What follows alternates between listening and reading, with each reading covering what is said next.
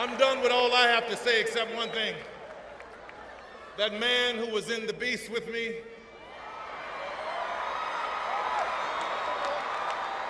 you know him, Michelle's husband,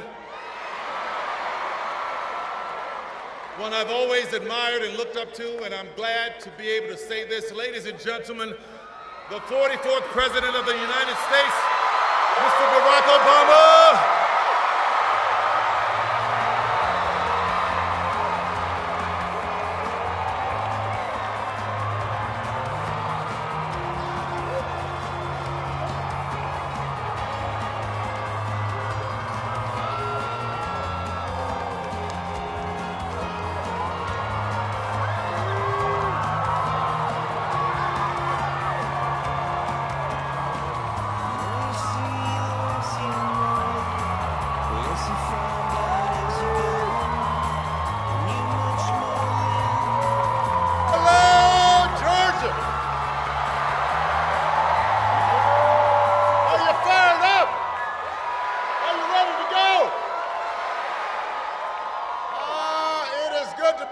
In Georgia. Good to be back in Atlanta. And this is quite a lineup you've had here. You got my buddy Bruce Springsteen. You got Tyler Perry. You got a couple of guys from those Capital One commercials. If that doesn't get you fired up to vote, I don't know what will. Now, you've heard this already. I am going to repeat it. We are going to keep repeating it. Here in Georgia, early voting has already started. So if you have not already, go vote. Return your absentee ballot. If you're going to vote, remember to bring your photo ID. If you need to figure out where to go to iwillvote.com/GA, and then you get your friends and you get your family to make a plan to vote. Because together we have a chance to choose a new generation of leadership in this country and start building a better and stronger and fairer and more hopeful America. Now, I love you too.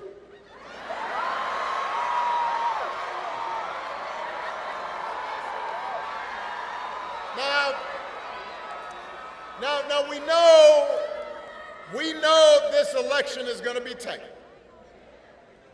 because a lot of Americans are still struggling. As a country, we've been through a lot. As a country, we've been through a lot over the last few years. We had a historic pandemic that wreaked havoc on communities and businesses.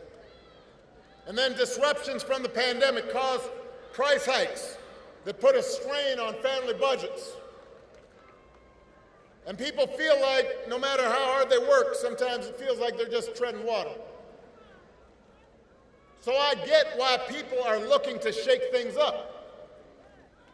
What I cannot understand is why anybody would think that Donald Trump will shake things up in a way that is good for you, because there is absolutely no evidence that this man thinks about anybody but himself.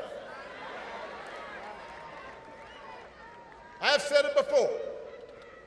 Donald Trump is a 78-year-old billionaire who has not stopped whining about his problems since he rode down that golden escalator 9 years ago. And when he's not complaining, when he's not sending out crazy tweets, he's trying to sell you stuff. He's trying to sell you gold sneakers, trying to sell you a $100,000 watch, trying to sell you a Trump Bible, wants to sell you the Word of God, Donald Trump edition. Got his name right there next to Matthew and Luke. Now, you cannot make this stuff up. If this was on a Saturday Night Live skit, you'd say, well, no, that's crazy. But he's doing it because all he cares about is his ego, his money, his status. That's his mindset. Those are his intentions. And then there's the question of his competence. I mean, have you seen Donald Trump lately? He out there giving 2-hour speeches, just word salad. Said the other day, January 6th was a day of love, he said that. Like it was Woodstock or Coachella. If your grandpa was acting like this, you'd call up your brother, call up your cousin, you say, hey, have you noticed Grandpa? He acting kind of funny right now. But here's the interesting thing, is he acts so crazy, and it's become so common that people no longer take it seriously. I'm here to explain to you, just because he acts goofy does not mean his presidency wouldn't be dangerous. And you do not have to take my word for it. Lately, some of the people who know Donald Trump best have been saying in no uncertain terms that he should not be president again. The other day, General John Kelly, Donald Trump's former chief of staff, said that Trump told him he wanted his generals to be like Hitler's generals. Now, don't boo. Vote. Now, I want to explain that in politics, a good rule of thumb is don't say you want to do anything like Hitler. You know, that's just good political advice. But it is useful because it gives us a window into how Donald Trump thinks. And John Kelly isn't the only one saying this. 2 of his defense secretaries, people who worked for him, said the same thing.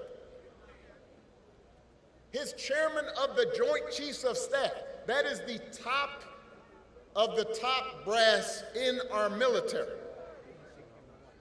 said he is dangerous. Now, I happen to know John Kelly and Mark Miller. They served under me when I was commander-in-chief. These are serious people. This is a decorated soldier and Marine who served in battle. They are not, quote unquote, woke liberals. They are people who have never in the past even talked about politics because they believe that the military should be above politics.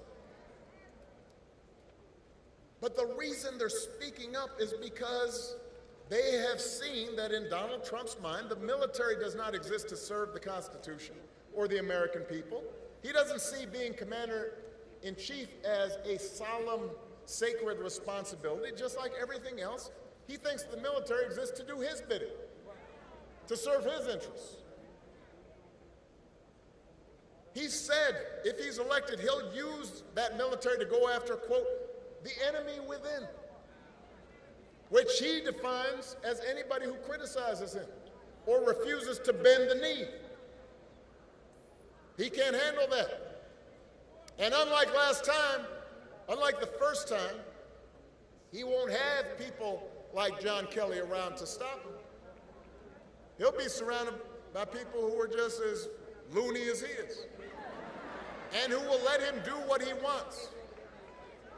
And so my question to you, Georgia, is how is any of that going to help you? We do not need 4 years of a wannabe king, a wannabe dictator running around trying to punish his enemies. That's not what you need in your life. America's ready to turn the page. We are ready for a better story.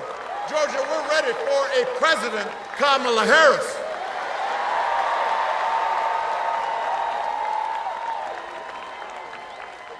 And the good news is that Kamala Harris is ready for the job.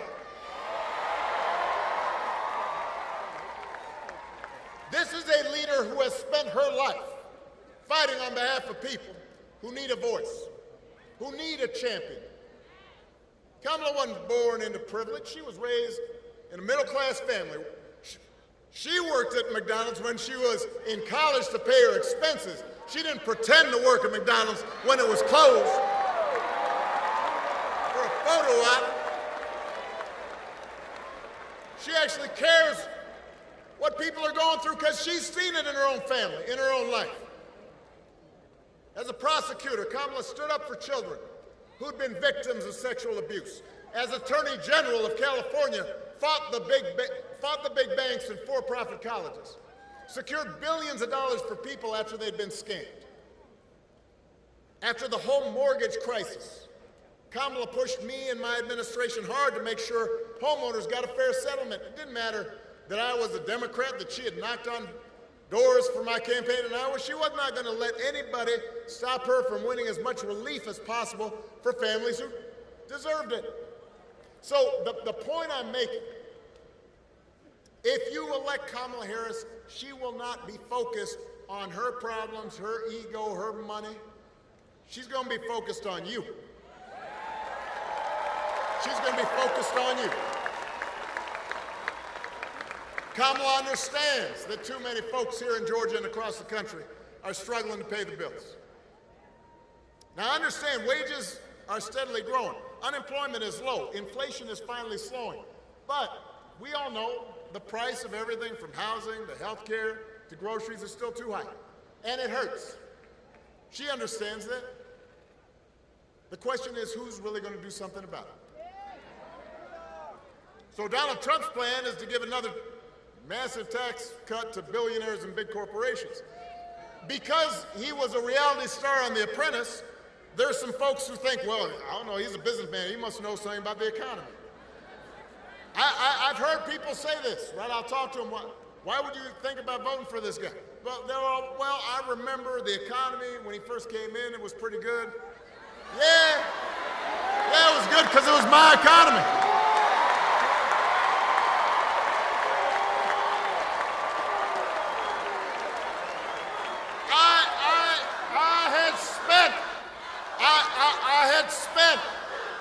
I had spent 8 years cleaning up the mess that the Republicans had left me. And then I handed over 75 straight months of job growth to Donald Trump. And all he did was give tax cuts to folks who didn't need it, drove up the deficit in the process, and now he wants to do it again. You can't give him credit for that. And then I hear, the other thing I hear, some folks will be like, well, Donald Trump sent me a check during the pandemic. No, y'all know, because I've heard this, I know y'all, some of you heard that. Hey, let me make sure y'all understand this. Joe Biden sent you a check during the pandemic, just like I gave people relief during the Great Recession. The thing is, we didn't put our name on it because it wasn't about feeding our egos. It wasn't about advancing our politics. It was about helping people. That's the difference. Don't be giving them credit for that. Come on. He sent you a check. Do not fall for that okey doke. Don't be bamboozled. Don't get fooled. And don't get fooled when he talks about health care either.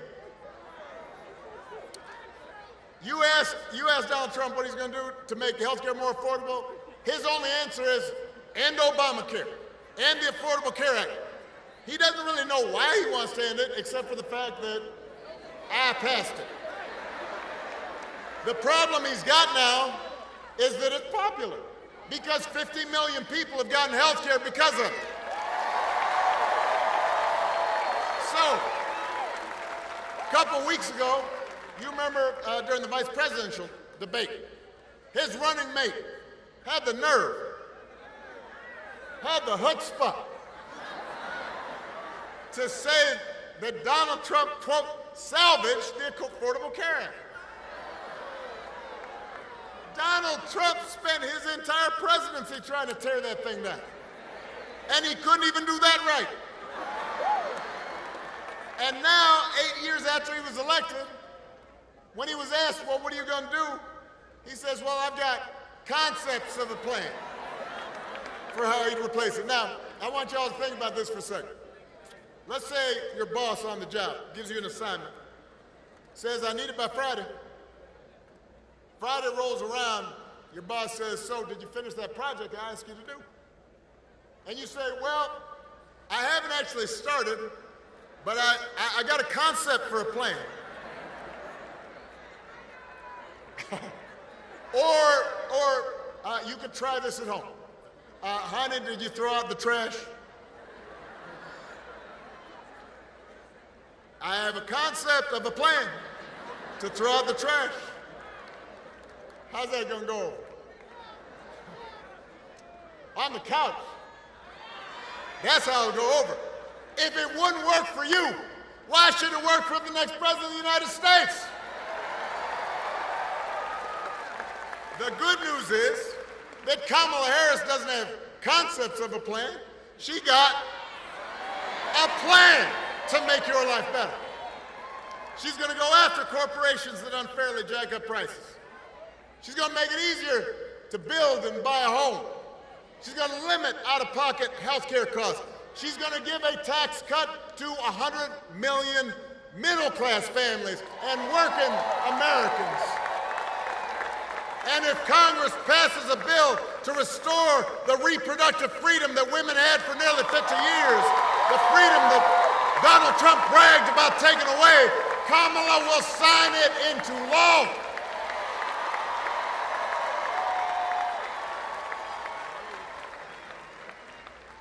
It's an example of how elections matter. And I have to say, I get why folks get frustrated with politics. I do too sometimes. I don't watch cable news. Because sometimes I get why people block it out. It just seems like everybody arguing and fussing. But I always tell people, look, politics, it's not going to solve all your problems. No president is going to eliminate poverty in one term or eliminate racism, because those problems are hard. It takes steps, a little bit at a time, but your vote matters because that little bit of a time, that incremental improvement, that adds up. And things can get a little better, or they can get a little or a lot worse.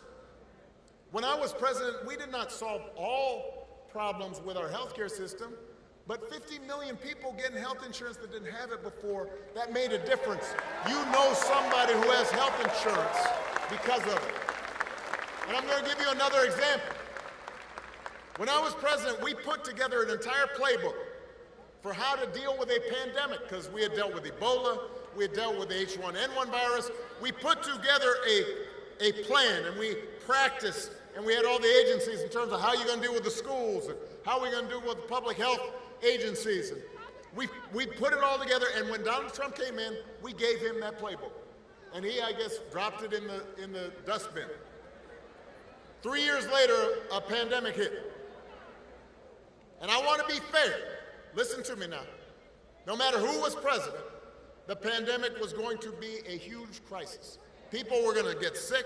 People were going to die. Businesses were going to close. There'd be travel restrictions. It was a once-in-a-100-year event. But if you look at a country like Canada, the per capita death rate during COVID was 60% lower than it was here in the United States. So you do the math. Over 1 million people died during the pandemic here in the U.S. 60% of over 1 million, that's 600,000 people. That's grandparents. That's aunts. That's uncles, parents, co-workers, friends. Everybody here was touched by it. Some people might have been alive if we had had a competent administration who was paying attention and trying to do things better instead of talking about injecting bleach into your arm. Now, You remember that if somebody tells you it doesn't make a difference. It will not make things perfect, but it does make a difference. To have somebody who is competent, somebody who sees you, somebody who respects you, somebody who cares about you, somebody who understands your dreams. And you need to remind folks who are still on the sidelines that the election is about more than just policies, it's about values, and it is about character. Some of you know when I was growing up, I didn't have a father in the house.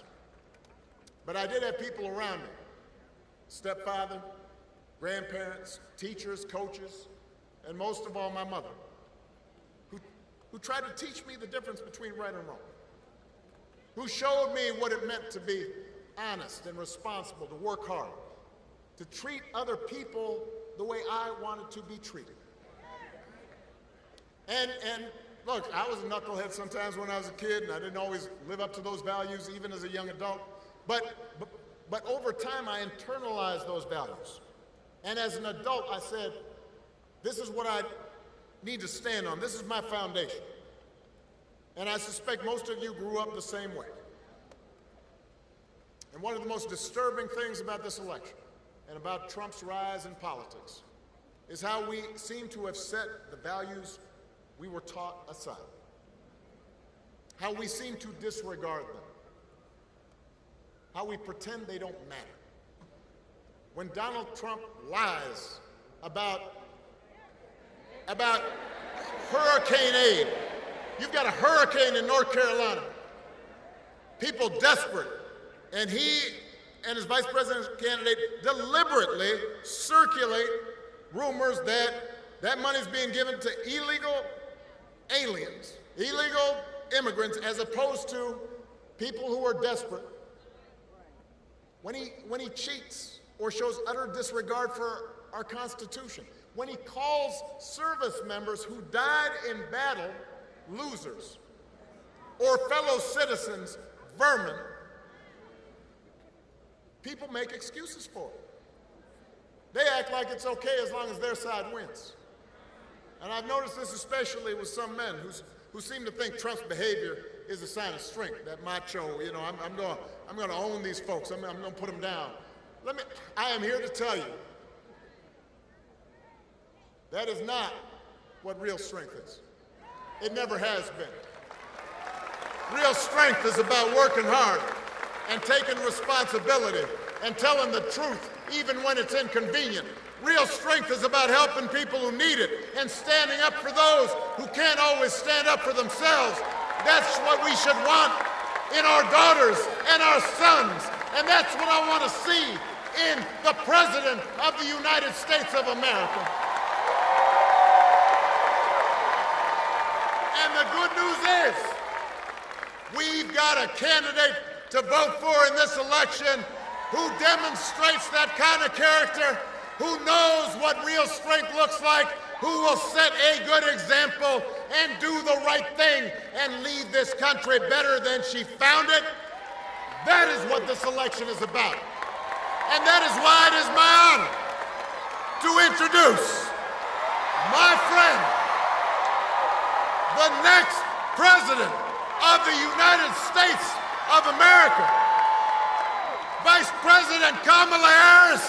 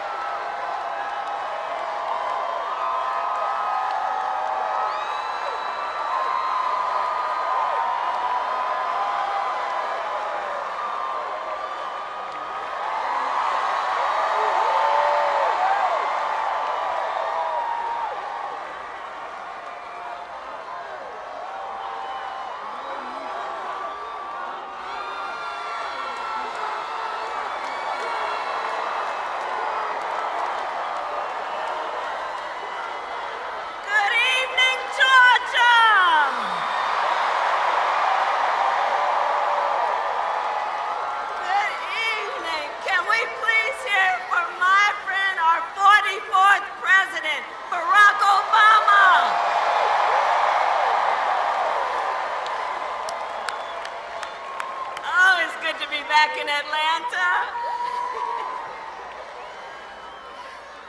All right, all right. So, I love you too. I love you too. So you all may know, it was 17 years ago. It was over 17 years ago when I took a trip to Springfield, Illinois.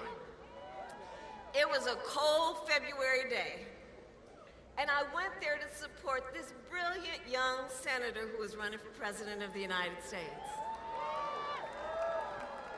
And millions of Americans were energized and inspired, not only by Barack Obama's message, but by how he leads, seeking to unite rather than separate us. And that is why in 2007, I went New Year's Eve to Iowa to knock on doors in the snow. And all these years later, Barack Obama, I say to you, your friendship and your faith in me and in our campaign means the world. Thank you, Mr. President. Thank you, Mr. President. And we have some extraordinary leaders with us tonight, and I thank everybody who's here for taking time out of your busy lives to spend this evening together. I want to thank Georgia's congressional delegation, all the local and community leaders who are here with us. Let's please give it up for Samuel L. Jackson, Spike Lee, Tyler Perry, and the great American poet Bruce Springsteen.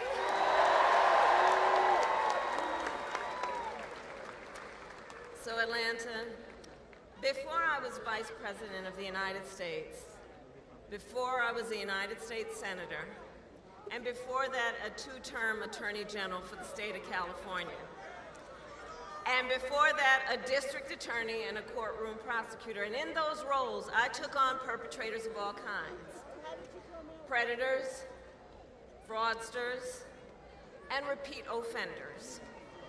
I took them on and I won. Well, Georgia, in 12 days, it's Donald Trump's turn. It's his turn. Just 12 days left in one of the most consequential elections of our lifetime. And I don't need to tell you, voting has already started. And everybody here knows it's going to be a tight race until the very end. So we have a lot of work ahead of us. But we like hard work. Hard work is good work. Hard work is joyful work. And make no mistake, we will win. We will win. We will win. Or as a certain former president would say, yes, we can.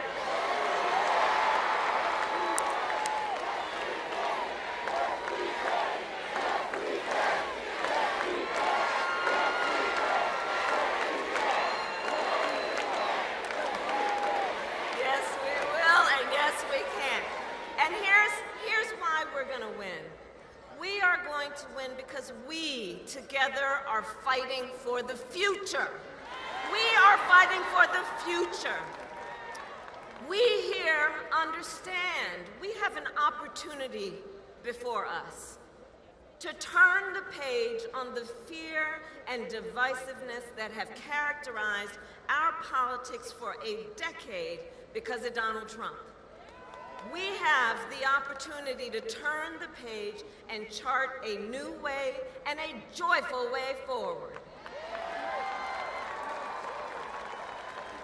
A way that taps into the ambitions, the aspirations, the dreams of the American people. And I will tell you, as I travel our country, there is an overwhelming call for a fresh start, for a new generation of leadership that is optimistic and excited about what we can do together. There is a yearning for a president of the United States who will see you, who gets you, and who will fight for you.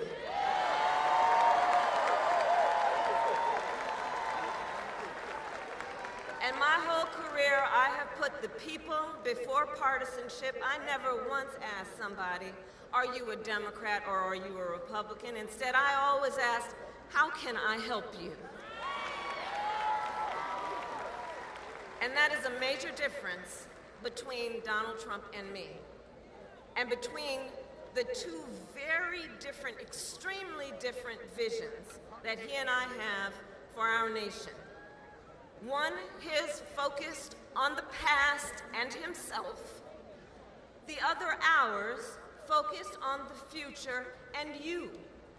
Together, we will build a future where we bring down the cost of living, and that will be my focus every single day as President of the United States.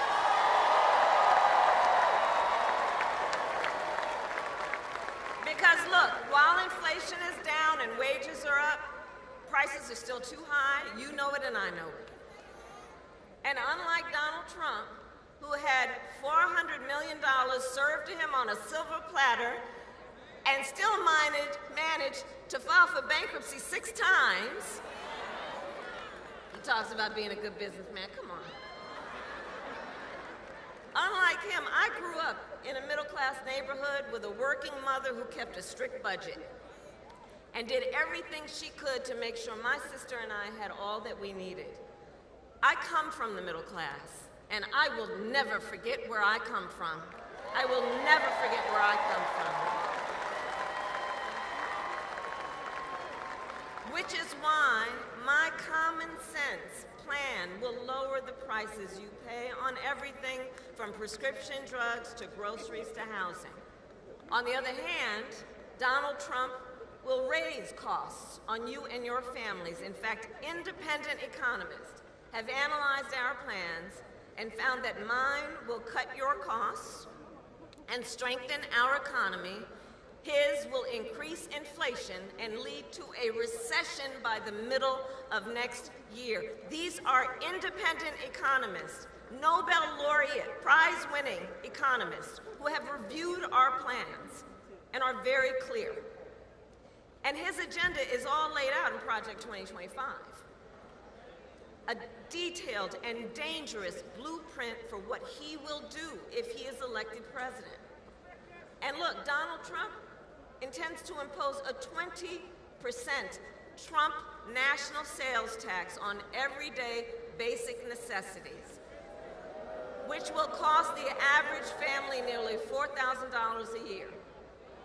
On the other hand, I will take on price gouging, corporate price gouging. I've done it before, and I will do it again.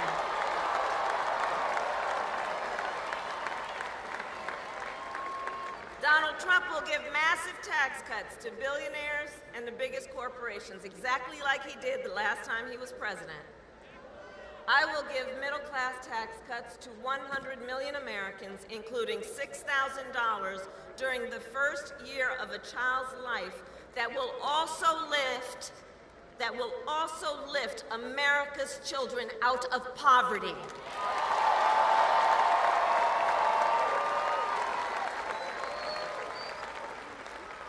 Donald Trump will get rid of the $35 cap on insulin for seniors. He will cut Medicare and Social Security.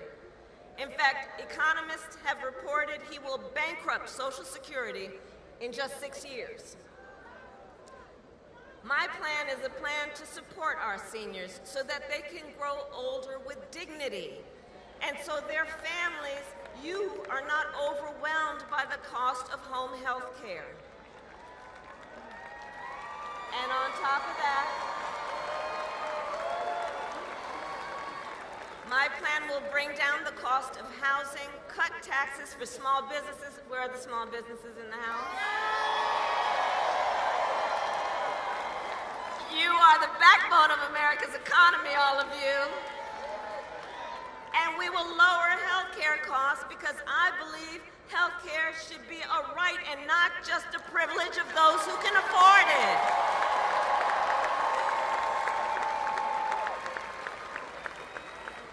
Trump, on the other hand, intends to end the Affordable Care Act, or like we like to call it, Obamacare.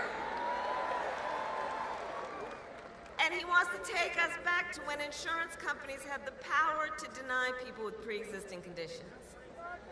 Well, we are not going back. We are not going back. We're not going back.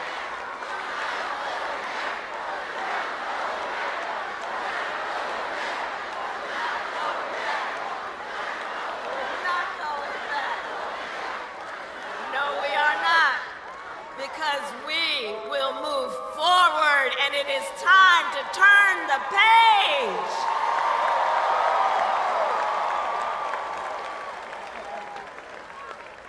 Ours is a fight for the future, and it is a fight for freedom. For freedom, like the fundamental freedom of a woman to make decisions about her own body and not have her government tell her what to do. And we remember how we got here. Donald Trump hand-selected 3 members of the United States Supreme Court with the intention that they would undo the protections of Roe versus Wade, and they did as he intended. And now, in America, 1 in 3 women lives in a state with a Trump abortion ban. I don't need to tell the folks here, except for Virginia, in every state in the South, including Georgia, there is a Trump abortion ban. Many with no exceptions, even for rape and incest. And let me tell you, the idea that someone who survives a crime of a violation to their body would be told they don't have the authority to make a decision about what happens to their body next, that is immoral. It is immoral. It is immoral. And everybody here knows one does not have to abandon their faith or deeply held beliefs to agree the government should not be telling her what to do. Not the government.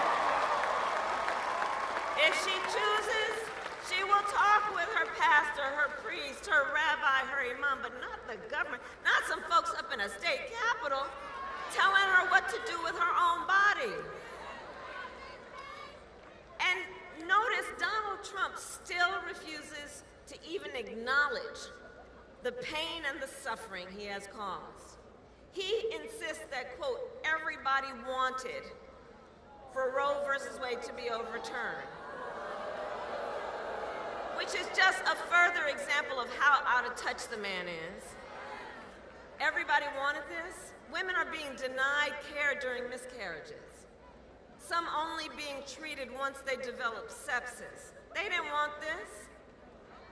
Couples just trying to grow their family have been cut off in the middle of IVF treatments.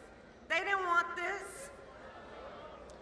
Women have died because of these bans, including a young mother of a 6-year-old son right here in Georgia.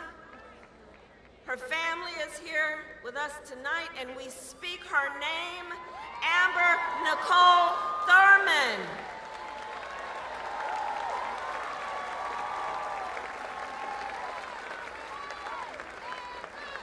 And you all have heard me say, look, I do believe Donald Trump to be an unserious man,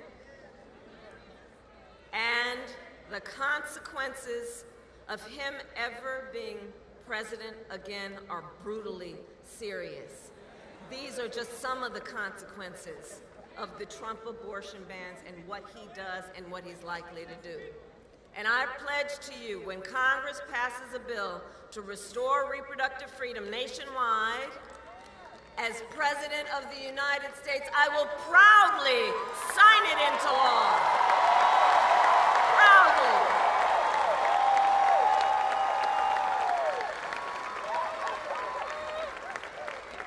And across our nation, a full-on assault on other hard-fought, hard-won freedoms and rights, fundamental freedoms and rights, like Georgia knows, attacks on the freedom to vote, attacks on the freedom to be safe from gun violence, the freedom to breathe clean air and drink clean water, the freedom to love who you love openly and with pride.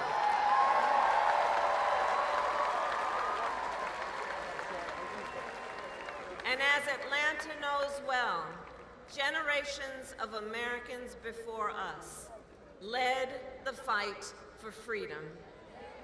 And now, the baton is in our hands. It is in our hands. And so I'd like to speak in particular to all the young leaders that I see here this evening. I see you. I see you. I see you. And to you I say, you all have grabbed the baton. I've seen what you do, and I see how you are doing it, because you are rightly impatient for change. You, who have only known the climate crisis, are leading the charge to protect our planet and our future. You, young leaders who grew up with active shooter drills, are fighting to keep our schools safe. You, who know now fewer rights than your mothers and grandmothers, are standing up for reproductive freedom. And I know it is because for you, I say to our young leaders, this is not theoretical. This is not political. This is your lived experience. And what I love about you is you are not waiting for other people to figure this out. So I see you and I see your power, and I know so many of you are voting for the first time and know that our future is so good with you all at the helm. And I'm so proud of you. Can we hear it for our young leaders and first-time voters?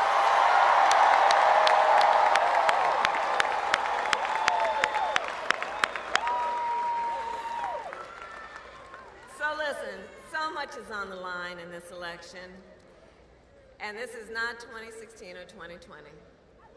The stakes are even higher because over the last years, and in particular the last 8 years, Donald Trump has become more confused, more unstable, and more angry. You see it every day. He has become increasingly unhinged. But last time, at least there were people around him who could control him. But do notice in this election, they're not with him this time. In fact, just this week, America heard from John Kelly, a retired 4-star Marine general who was Trump's White House chief of staff, who said that as president, Trump praised Hitler. Take a moment to think about what that means. That Trump said, quote, Hitler did some good things. And that Trump wished he had generals like Hitler's, who would be loyal to Trump and not to America's Constitution. This is not 2016 and it is not 2020. Including because just a few months ago, the United States Supreme Court told the former president that he is effectively immune no matter what he does in the White House. Now just imagine Donald Trump with no guardrails.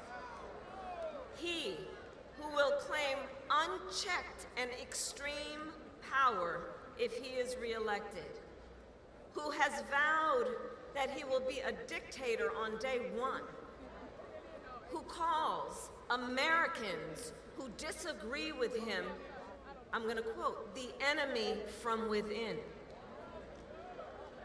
You know what that harkens back to? He's calling Americans the enemy within, who says that he would use the military to go after them. And he who has called for the, quote, termination of the Constitution of the United States. Let us be very clear. Someone who suggests we should terminate the Constitution of the United States of America should never again stand behind the seal of the President of the United States of America. Never again. Never again.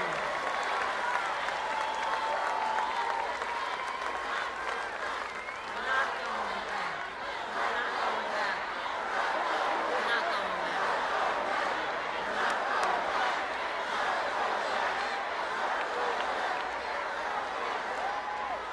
So, America, there is a huge contrast in this election. Just imagine the Oval Office in 3 months. Picture it in your mind. It is either, but there's a choice that everybody has. So let's imagine it for a moment. It's either Donald Trump in there, stewing over his enemies list, or me, working for you, checking off my to-do list. You have the power to make that decision. It is your power. It is your power. So,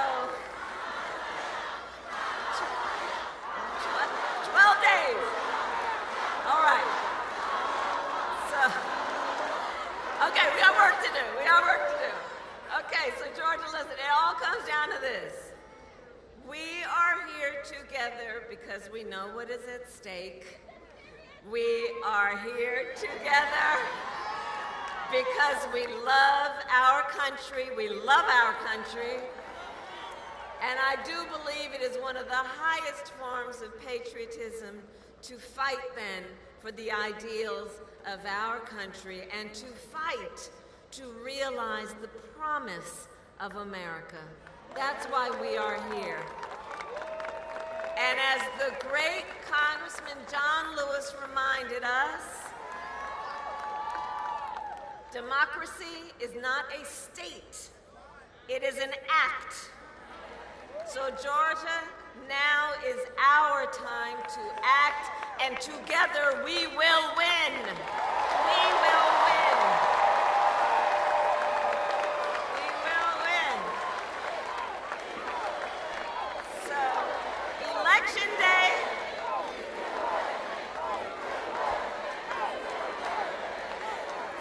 Election Day is in 12 days, okay, 12 days. And early voting has already started. So Georgia, we need you to vote early. Please vote early. Go to iwillvote.com to get all the information you might need. Because folks, the election is here. It is here, it is upon us, and the choice is truly in your hands. Your vote is your voice, and your voice is your power. So Georgia, I ask you, are you ready to make your voices heard? Do we believe in freedom?